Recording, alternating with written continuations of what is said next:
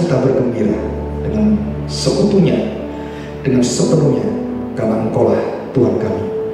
Kami siap mendengarkan firman-Mu dan kami siap untuk dibentuk oleh Tuhan. Di dalam nama Tuhan Yesus kami serahkan doa kami. Amin. Kita akan membuka Matius pasal yang ke-5.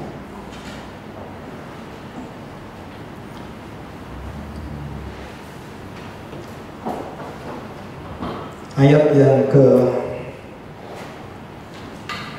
ulangi dari 10, 11, 12, dan 13 ya. Minggu depan, mungkin 2 minggu lagi, kita akan membahas kamu adalah terang dunia, dari perkataan Tuhan Yesus yang juga Tuhan mengatakan, aku adalah terang dunia, kamu adalah terang dunia, akulah terang ya. Dan ada berkaitan, nanti dijelaskan. Hari ini kita akan lebih berfokus kepada apa artinya menjadi garam. Dan kita akan belajar satu yang mungkin saudara belum pernah dengar, perjanjian garam. Dan itu sangat penting sekali di dalam perjanjian lama. Semua korban itu dibubuhi dengan garam. Ya, maksudnya apa ya? Nanti kita akan belajar dari apa yang diajarkan oleh Tuhan Yesus. Dan kita akan membuka Matius pasal 5 ayat 10. Berbahagialah orang yang dianiaya oleh sebab kebenaran, karena merekalah yang empunya kerajaan surga. Berbahagialah kamu jika karena aku, jadi paralelnya kebenaran itu adalah karena akulah kebenaran, akulah kehidupan, akulah jalan. Karena aku kamu dicela dan dianiaya, dan kepadamu difitnahkan segala yang jahat. Jadi kita lihat di sini, kamu dicela, kamu dianiaya, dan kamu difitnahkan segala yang jahat. Jadi kalau kita memegang kebenaran, kita hidup dalam kebenaran, saudara siap, saudara akan mendapatkan semua yang melawan kebenaran, yang membenci Kristus, membenci kita. Jadi belum tentu orang benci kita, benci Kristus. Tapi orang yang benci Kristus dan kita pengikut Kristus, pasti kita akan dibenci oleh orang-orang yang hidupnya tidak dalam kebenaran, yang setengah-setengah hati. Dan dikatakan dicela, dianiaya, difitnahkan. Ya, dan ini bentuknya semua adalah satu settingan, satu rangkaian. Dan saudara, ini merupakan satu yang terjadi, kita alami setiap hari dan kita hadapi dalam hidup kita, dan kita betul-betul akan mengalami ini. Kalau saudara belum pernah mengalami ini, saudara, itu menjadi pertanyaan besar. Berarti saudara belum pernah menegakkan kebenaran. Saya masih ingat pertama kali orang menjelaskan, kamu ikut Tuhan Yesus, sudah tahu resikonya ikut Tuhan Yesus ya. Dan setiap orang ikut Tuhan Yesus itu diberi dulu iming-iming, ikut Tuhan, oh enak, kamu semua diberkati. No, Tuhan Yesus waktu murid ikut dia langsung beritahukan apa resikonya ikut saya nggak punya tempat untuk tidur, kepala semua, kamu akan mengalami ini semua. Dan Tuhan Yesus tidak pernah menjanjikan hal-hal yang mudah. Dan bahkan dia sendiri mengalami hal yang sangat mengerikan. Dan dia akan mati di kayu salib. Jadi seorang guru dan seorang murid, bedanya apa? Murid tidak lebih dari gurunya. Jadi apa yang dialami gurunya, kalau kamu ingin menjadi seperti gurumu, apa yang dialami gurunya, ya kamu akan alami. Semua sama. Nah, saudara, kita melihat di sini bahwa orang-orang yang mengalami kebahagiaan itu disebut orang-orang yang dianiaya, difitnah, dan ditimpakan segala sesuatu yang membuat dia untuk keluar dari kebenaran tujuannya, supaya dia menyangkali kebenaran dan dia hidup dengan dunia ini. Maka waktu saudara nanti melihat pada ayat yang ke-13, jadilah garam dunia. Garam dunia. Saudara, kalau kita jujur, garam dunia itu nggak ada. Ada nggak? Beli garam dunia ada nggak? Nggak ada. Garam dapur ada. Garam dunia nggak ada. Mau cari saya penangkap ikan, kamu akan menjadikan penangkap manusia. Nelayan bukan ikan ditangkap, tapi nelayan yang menangkap manusia. Ada nggak kerjaan ini? Nggak ada. Jadi Tuhan Yesus itu membuat satu istilah-istilah itu bukan istilah-istilah yang berasal dari dunia ini, itu istilah surgawi semua. Berkaitan dengan surga, bukan berkaitan dengan sekeliling kita, bukan. Bukan kerjaan-kerjaan yang ada di dunia, bukan. Itu kerjaan-kerjaan yang hanya bisa diberikan oleh Allah sendiri, diperintahkan oleh Allah sendiri, dan dikerjakan oleh kekuatan dari Allah sendiri. Jadi semua apa yang diutus oleh Allah dari atas menuju ke bawah, semua itu karya Allah. Ya, jadilah kamu garam dunia, itu bukan karyamu. Nanti kita akan melihat itu anugerah Tuhan semua. Ya, oke, kita akan melihat ayat yang ke-12. Bersukacita dan bergembira karena upah besar di surga. Sebab demikian juga telah dianiaya nabi-nabi yang sebelum kamu. Bersukacitalah dan bergembiralah. Bersukacita itu kan pasti bergembira. Bersukacita terus disuruh bergembira. Artinya bukan hanya perasaanmu senang, oh ya senang. Enggak, itu disuruh menyatakan kegembiraan. Jadi waktu Stefanus dilempari batu, dia menyatakan sukacita dan dia menyatakan kegembiraannya dengan apa? Dia menyampaikan pengampunannya, dia menyampaikan hati Tuhan, kesetiaan Tuhan kepada dia. Dia menyampaikan musuh-musuh itu harus kamu berkati, kamu harus mengasihi musuhmu. Jadi Stefanus itu bukan kesakitan waktu dianiaya jadi martir, dia mengalami sukacita yang luar biasa. Saudara-saudara tahu Polikarpus, Ignatius, dan kemudian bapak-bapak gereja pada abad 16-17 yang disiksa, dibakar, dan banyak sekali yang mati. Dan saudara tahu catatan sejarah dalam kaum martir, mereka semua mati di dalam pujian kepada Tuhan. Mereka semua mati dalam keadaan memuji Tuhan. Dan waktu para rasul di penjara, Petrus di penjara, kemudian Paulus di penjara, apa yang mereka lakukan? Tolong saya, nangis-nangis gitu. No, apa yang dilakukan mereka? Memuji Tuhan, bersukacita. Orang Kristen itu edan. Orang mati nyanyi, mati yang nangis, mati nyanyi. Kalau semua dunia heran orang Kristen ini aneh katanya. Dan saya ketemu dengan orang bukan orang biasa gitu ya, orang yang rohaninya tinggi. Mereka tanya, iya kenapa? Saya kepingin tahu, kenapa orang Kristen di dalam kesusahan kematian kok mereka menyanyi dan berdoa dan memuji-muji Tuhan? Kenapa? Jawabannya cuma satu, karena kami mengalami hadirat Tuhan, melebihi dari maut, melebihi dari kematian, melebihi dari pesakit penyakit, dan kami memuji itu karena kami sudah mengalahkan itu semua di dalam Tuhan saya. Dan kami bukan manusia tanpa pengharapan, kami punya pengalaman. Gak ngerti saya, memang gak ngerti, harus lahir baru. Kalau gak lahir baru gak ngerti, ya mungkin gak masuk akal, memang gak masuk akal. Orang-orang yang dibukakan akalnya oleh Tuhan baru yang mengerti. Ya, termasuk saudara ini saya ngomong nggak ngerti, ya saudara harus berdoa juga. Saya lahir baru enggak gitu. Ini Pak Kun ini ngomong apa nggak ngerti ya puji Tuhan lah. Kalau saya puji Tuhan terus nggak mungkin puji setan. Ya kan? Saudara perhatikan baik-baik. Nabi-nabi sebelum kamu mengalami ini semuanya, dan tidak ada satu nabi yang tidak bersukacita.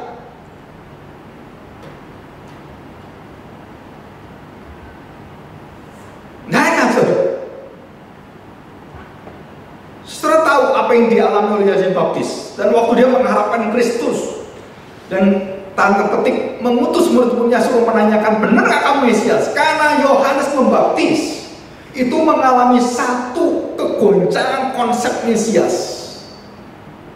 Dan saya lagi mau ngajar ini Mesias yang Yahudi itu.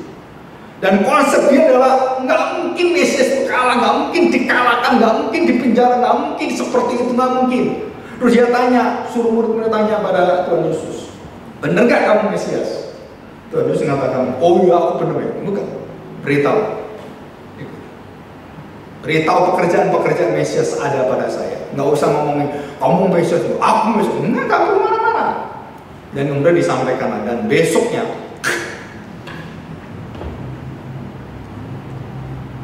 saudara tahu, menurut tradisi wajahnya Yohanes ditilang itu kepalanya, yang cuma kepala doang itu bukan wajah memuji Tuhan. Sampai Herodes itu lari. Lihat itu.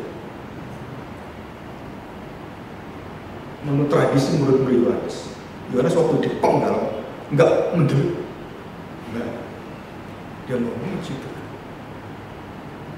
Menurut tradisi, jadi Stefanus, semua orang-orang ini penuh dengan sukacita yang luar biasa. Nabi-nabi semua. Kenapa? Karena melihat Tuhan, bukan melihat batu. Kalau kamu melihat batu, kesakitan ya. Tapi kalau melihat Tuhan, batu-batu itu menjadi batu-batu yang membuat semua berbalik menjadi pengampunan. Setiap batu membalik dengan pengampunan, batu pengampunan, batu. Jadi batu pengampunan. Setelah kita masuk di dalam arti bersukacita bergembira, dan sekarang ini Tuhan Yesus langsung menyambung. Kamu bersukacita bergembira, bagaimana saya bersukacita bergembira? Jadilah garam dan jadilah terang dunia.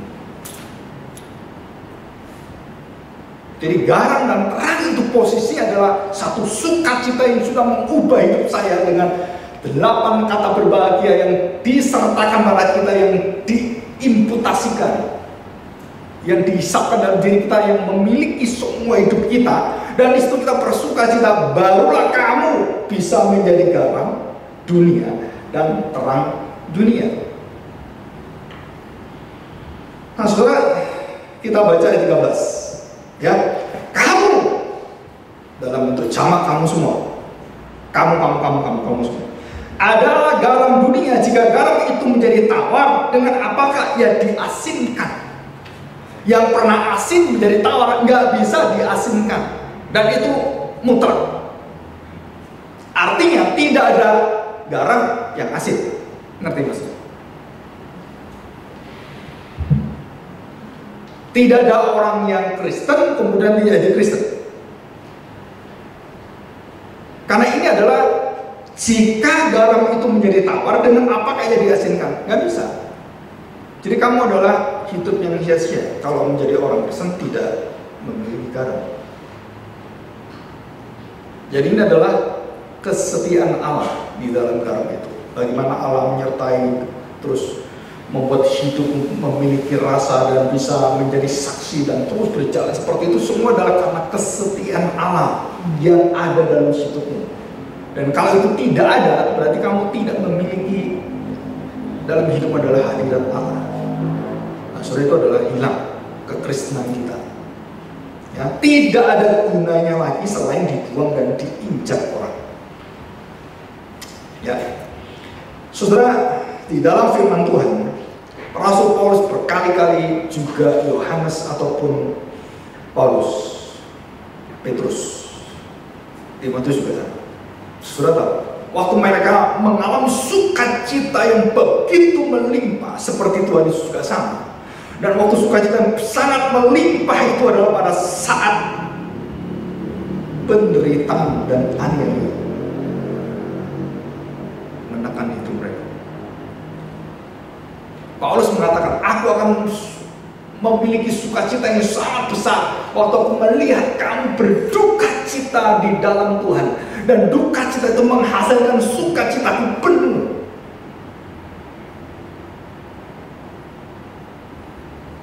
Sudah banyak tulisan Rasul Paulus, di situ saya tulis semua, Filipi semua. Artinya apa? Saudara, artinya begini.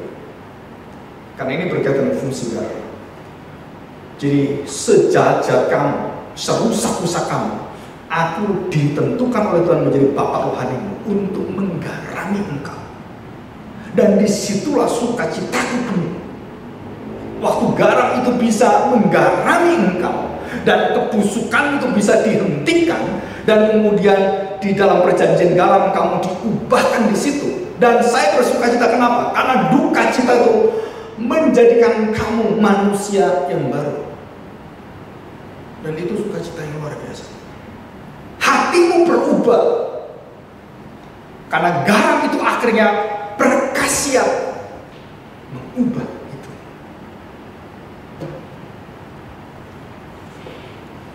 Nah, saudara, kita melihat sekarang fungsi garam. Ada 3, ya. Kita bisa melihat garam. Garam itu bisa dilihat dengan mata. Oh, ini garam. Kenapa dilihat mata? Karena ada warnanya, karena ada bentuknya. Putih, nah ini garam. Betul kan? Yang kedua, bisa diraba garam itu. Dan terakhir yang menguji garam itu, garam adalah dengan apa?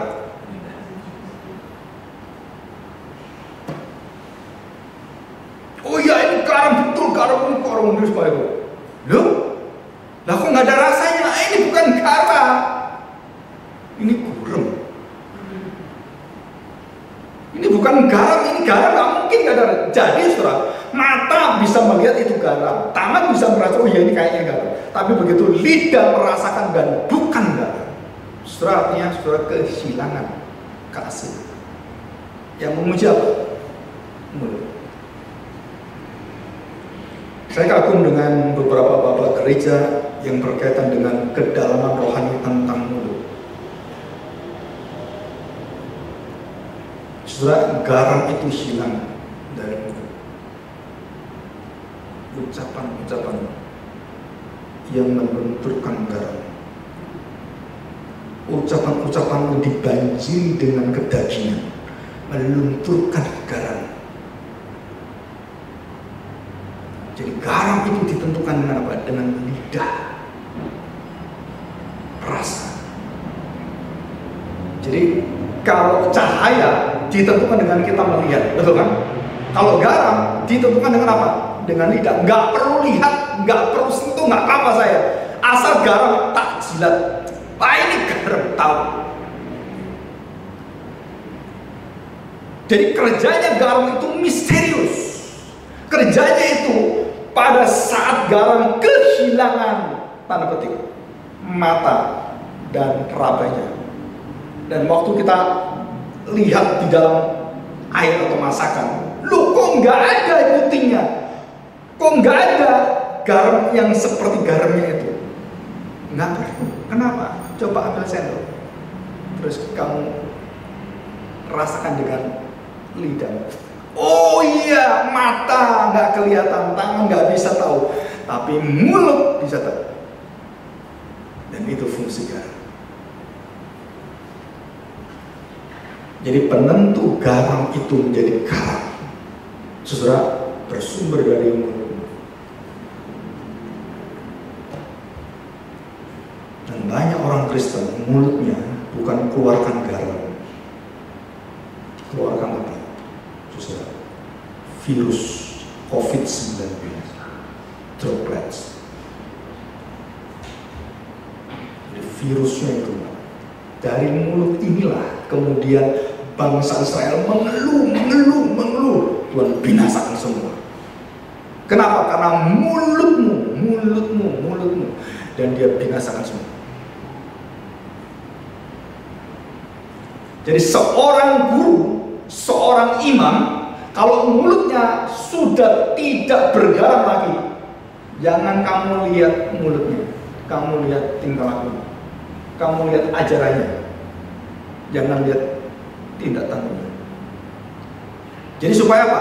Garamnya tetap ada di situ, kebenarannya nggak bisa hilang, Kristusnya nggak bisa hilang, orangnya hilang rusak jadi garam, tapi Kristusnya tetap ada dan kamu harus lihat Kristusnya. Ya, oke. Nah, saudara, kita lihat sekarang cara kerja garam tadi kan sudah jelas melalui lidah. Kenapa melalui lidah? Karena proses garam itu melarut. Warnanya hilang, perabanya hilang, tapi hanya bisa dirasakan. Kapan bisa dirasakan? Waktu garam tidak ada warnanya, tidak bisa dan dia menjadi satu dengan adonan. Nah, saudara, pelarutan garam ini adalah proses kehidupan seseorang mengalami hidup di dalam kuasa kebenaran, pengudusan bersama dengan Roh Kudus. Jadi dia tidak lagi mengandalkan warna putih dirinya. Dia kehilangan dirinya, kehilangan keinginan, kehilangan masa depannya, kehilangan semua kesenangannya. Dan dia waktu melarut itu baru bisa terasa. Seorang hamba Tuhan yang mengagungkan dirinya, kepintaran dia bisa berkhotbah, dia bisa semua, dan itu merupakan keunggulan dia, dan dia tidak pernah larut dengan kejayaannya, kehebatannya. Dia belum menjadi garam. Dia menyesatkan banyak jemaat. Saudara, ada tulisan dari beberapa bapak gereja yang sangat indah. Dia mengatakan begini: pada waktu kamu ke gereja, kamu terlihat dan kamu hanya mengingini, bukan Tuhan, mengingini pengajaran pendeta A, pendeta B, pendeta C, dan kamu hanya berfokus ke situ. Kamu tidak pernah menjadi garam. Bahkan John Calvin pun mengatakan hal yang sama. Kalau kamu datang karena saya, karena pribadi saya, Saudara, Martin Luther juga sama mengatakan, kalau kamu mengenang saya dan menjadikan nama saya menjadi nama gereja, lebih baik, dia mengatakan, gerakan reformasi ini tidak ada. Karena gerakan ini mengembalikan engkau pada Tuhan, bukan pada saya. Memfokuskan kamu pada Tuhan, bukan pada saya, bukan pada gereja, bukan kamu dikembalikan pada sola Kristus. Imanmu dikembalikan pada berpusat pada Kristus, bukan pada tetek bengek manusia, bukan. Tetapi kita selalu berpusat pada apa? Saudara, garam yang rasanya itu secara dunia ini. Jadi waktu pelarutan garam itu, di situ rasanya itu baru terasa di lidah. Garam menjadi garam dan tidak pernah kamu rasakan, itu bukan garam, itu garam yang tidak berguna. Tapi begitu dimasukkan dalam masakan, garam itu berbeda dengan terang. Nah, minggu depan saya jelasin. Ya. Setelah perhatian begini, garam itu kamu nggak bisa berfungsi seperti terang, karena beda sekali garam dan terang. Garam itu kalau dimasukkan, dia ada adonannya, dia ada wadahnya, dan dia ada terbatasnya. Nggak bisa garam itu kamu taruh di sumur, garam nggak bisa. Jadi cara kerjanya garam itu adalah waktu melarut, dia ada batasan-batasan yang Tuhan kasih di sekeliling. Tapi kalau cahaya tidak dan bisa menghalangi, semua tembus cahaya. Kemana-mana cahaya bersifat itu meluas. Garam juga meluas, tetapi ada wadahnya. Sedangkan kalau terang itu ditutupi, terang itu mati, tidak berfungsi. Sedangkan garam, saudara, kalau diperlebar, garamnya hilang, kehilangan keasinannya. Jadi larut dengan dunia, bukan melarutkan diri dalam dunia supaya menggarami dunia, malah kamu yang terlarut. Nah, itu artinya kehilangan keasinannya. Dan berapa banyak orang-orang Kristen kehilangan keasinannya? Apakah kita pernah kehilangan itu? Sering. Pada saat apa? Kembali lagi, pada saat lidah kita berkeinginan seperti dunia, bercita-cita seperti dunia, dan itu adalah saudara mulai melarut. Bukan melarut, tapi saudara terlarut. Ya. Selanjutnya, saudara perhatikan baik-baik. Kita buka di dalam Imamat pasal yang kedua, ayat 13. Ya, fungsi garam. Dan tiap-tiap persembahan yang berupa korban sajian haruslah kau bubuhi. Nah, kau bubuhi itu dari kata garam juga, malak, melak, bamelak atau bamalak. Jadi menggarami, membubuhi atau menggarami itu kata kerjanya sama dengan garam. Jadi menggarami artinya tuh garam kan, ini daging, nah dilapuri. Nah itu artinya menggarami, membubuhi bahasa Indonesia. Jadi garam menggarami, fungsinya menggarami. Dikatakan, janganlah kau lalaikan garam perjanjian Allahmu dan korban sajianmu beserta segala persembahanmu haruslah kau persembahkan garam. Justru artinya apa? Yang pertama, garam itu memberikan rasa kepada yang tawar, yang gak enak jadi enak.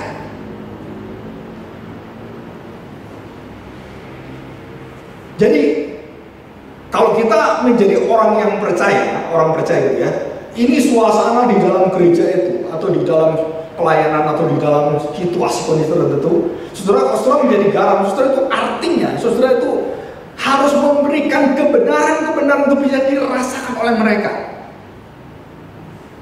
Kesetiaan Allah. Orang semua lihat tanah kanan, waduh gak mungkin ke sana, aduh hilang garammu. Kenapa hilang garammu? Karena musuhmu yang luar biasa dan kamu ketakutan dan kamu nggak mungkin ke sana. Orangnya gede-gede temboknya, aduh. 2 orang tahu berfungsi sebagai Kaleb dan Yosua, dan dia mendengar Tuhan dan dia melawan itu. Saudara, tawar hati. Yosua diberitahu, jangan kamu tawar hati sekalipun. Yosua diingatkan Tuhan untuk menjadi pemimpin, jangan kamu tawar hati. Dan Musa sering tawar hati. Bagaimana nggak tawar hati, saudara? Umat yang gila seperti itu. Sudah Musa tiap hari dicaci maki loh, saudara. Di kerajaan apapun nggak beres aja terus. Sudah pendeta yang paling banyak penderitaan dan terus dikritik oleh jemaatnya itu satu-satunya manusia di dunia ini. Sampai dia tuh nggak tahan, dan waktu dia nggak tahan, garamnya hilang nggak? Enggak. Bagaimana dia menyatakan sukacitanya waktu dia mengalami penderitaan seperti itu? Oh Tuhan, ingatlah janjimu, ingatlah garammu, kesetiaanmu. Ini bajingan semua ini melawan dia, dan tapi dia berdoa tidak mengutuki jemaatnya. Dia berdoa apa? Ingatlah garam itu, kesetiaan. Engkau sendiri mengambil mereka, masa kamu mau buang? Jadi garam itu mempunyai kekuatan kesetiaan, mengingatkan kita, mengingatkan tanda petik Tuhan yang gak pernah lupa. Tapi Musa mengingat itu kembali. Tahu siapakah mereka? Itu kan umat pilihan. Iya betul. Tapi mereka melawan aku yang kehilangan garamnya. Aku buang mereka, dan kemudian dibukalah bumi ini terbelah, dan banyak orang dan orang-orang bajingan semua itu masuk dan dibinasakan. Dan itu proses yang ada di dalam gereja sampai hari ini. Engkau yang kehilangan garam, jangan pernah kau berharap. Ke gereja kagak, kasih persembahan kagak, betul ya? Berdoa kagak, mau masuk surga enak men. Terus cari kenalan di surga, siapa yang bisa masuk? Bukan ngurusin surga, bukan ngurusin. Yang bisa kamu ada calon-calon, nggak ada. Surah bayangkan, garamnya aja nggak ada, kamu mau jadi garam bagaimana? Kamu kehilangan garam. Jadi bangsa Israel tidak boleh dan tidak mungkin gereja Tuhan, orang percaya itu kehilangan kesetiaan dalam hidupnya, kesetiaan Allah. Ya, surah yang kedua, mengawetkan dan mencegah kebusukan. Saudara, semakin hari garam itu semakin ditemukan banyak sekali manfaatnya, sampai ke teknologi canggih. Laut mati itu tempat di mana saudara dibentuknya pesawat ruang angkasa yang bisa tahan terhadap kekuatan geseran, itu dibentuknya di mana? Di laut mati, garam. Dan wajahmu pun akan bisa kinclong. Kalau nggak percaya, kasih garam. Komedo-komedomu keluar semua. Lama-lama, kelamaan kulitmu terbakar juga. Bukan hanya komedo yang keluar, kulitmu melepuh juga gitu kan. Jadi hendaklah kau lakukan yang benar, garammu itu pas supaya semua itu. Jadi bakteri, semua sakit penyakit semua itu berkaitan dengan garam. Garam itu mengawetkan, menyehatkan, dan mencegah kebusukan. Dan bukan kebusukan dagingnya, kebusukan hati manusia. Setelah kita bersyukur, kita mendapatkan seperti ini. Yang ketiga, saudara, garam itu bekerja tidak kelihatan. Saudara tahu, ditemukan tahun 1940 berapa? Saya lupa, Nobel kedokteran menemukan fungsi garam itu menetralisir, menstabilkan darah, jantung, semua di dalam.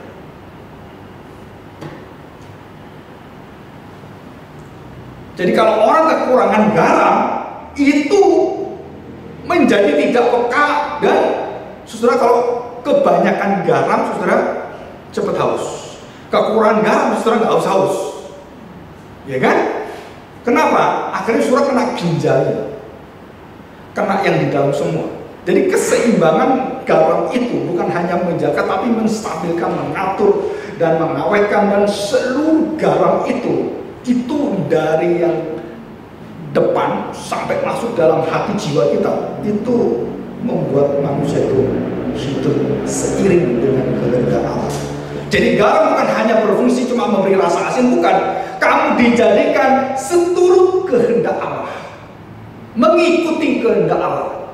Pada waktu kamu senang, kamu harus bersedih karena ada dosa di situ. Waktu kamu bersedih, di situ ada sukacita karena orang bertobat. Dan kamu diminta oleh Tuhan menstabilkan seluruh rohanimu. Dan itu adalah fungsi garam. Setelah saya pernah, kalau saudara pernah ke luar negeri dan pernah melihat salju dan semuanya, untuk menghancurkan salju yang berminggu, berbulan-bulan, itu memakai garam. Pakai air, beku dia. Pakai garam, air dan garam, pecah dia semua. Dan kapal-kapal yang ada yang menuju ke daerah tempat-tempat yang dingin, yang salju semua itu, yang sampai lautnya tertutup salju, itu harus diberi pemecah, dan salah satunya adalah garam. Jadi garam itu berfungsi untuk apa? Hati yang beku, yang kaku, yang tegar teguh itu semuanya, akhirnya dengan garam, dengan mulutmu engkau memberi pengampunan. Paulus pun bertobat. Hebat. Orang sehebat Paulus yang hatinya itu sudah kayak gitu, bencinya Tuhan itu bisa runtuh dia. Kenapa? Karena mulut daripada Stefanus yang didengar Paulus pengampunan itu adalah cikal bakal yang membuat dia mendapatkan kesetiaan Allah. Saudara, kita berdoa supaya kita bersama bisa menjadi garam, karena itu adalah anugerah Tuhan. Dan sebagai penutup, ya, saudara, waktu kita mengalami proses pelarutan garam, kehilangan makna hidup kita yang dulu manusia yang lama kita, dan kemudian Tuhan membawa kita tidak memiliki keinginan untuk diri sendiri. Dan seluruh keinginan Allah adalah keinginan saya. Dan pelarutan garam yang bisa dirasakan itu dengan sangat tajam dirasakan oleh semua orang sekelilingmu pada waktu kamu bukan mendapatkan self egomu yang tertinggi, tapi pada waktu kamu kehilangan semua. Dan itulah sangkal diri, puncak dari fungsi garam. Dan Tuhan mengatakan, sangkailah diri, lepaskan segala sesuatu, dan ikutlah kehendak Allah. Dan di situ baru kau merasakan menjadi garam dunia. Dan saya percaya, saudara, tidak ada satu orang Kristen yang tidak menjadi garam. Mari kita berdoa. Kami bersyukur di hadapan-Mu pada hari ini, Tuhan. Kami sering melihat, kami sering kali mendengar bahwa kami harus bersaksi, tetapi seringkali kami kehilangan warna diri, bukan karena kami mengikuti Tuhan, karena kami berwarna seperti dunia, berbentuk seperti dunia, dan menjadi sama serupa dengan dunia. Dan disinilah kami mendapatkan kembali firman yang kudus. Tuhan, sudah tidak ada lagi aku yang lama, sudah tidak ada lagi aku yang meraih cita-cita hanya untuk masa depan diriku sendiri. Tetapi di sini Tuhan, seluruh pekerja, seluruh masa depan setiap kami semua, hamba-hambamu ini, kembali untuk memuji memuliakan Engkau, menyatakan keindahan kemuliaan. Apapun yang kami pikirkan, kami kerjakan Tuhan. Kami ingin kami menjadi garam. Jika dunia menawarkan, dunia mentawarkan kami, maka kami memberi rasa pada dunia ini. Dan terutama Tuhan, melalui mulut kami. Dan setelah pintu pertama, kami menjadi garam. Dan juga kami kehilangan garam kami. Ada pada saat kami dirasakan oleh orang. Tuhan, kami bersyukur, kami berterima kasih. Pada waktu Engkau mengatakan jadilah garam dunia. Dan hanya di dunia itu Tuhan kami menjadi garam. Kami di surga tidak menjadi garam. Karena di surga tidak ada orang berdosa, tidak ada orang busuk. Di surga kami mendapatkan Engkaulah garam yang sejati, yang kekal. Terima kasih Tuhan Yesus. Terima kasih Roh Tuhan, Roh Kudus. Kami serahkan hati kami, pakailah kami, jadikan kami garam dunia yang sejati. Di dalam nama Tuhan Yesus Kristus kami serahkan doa kami. Amin.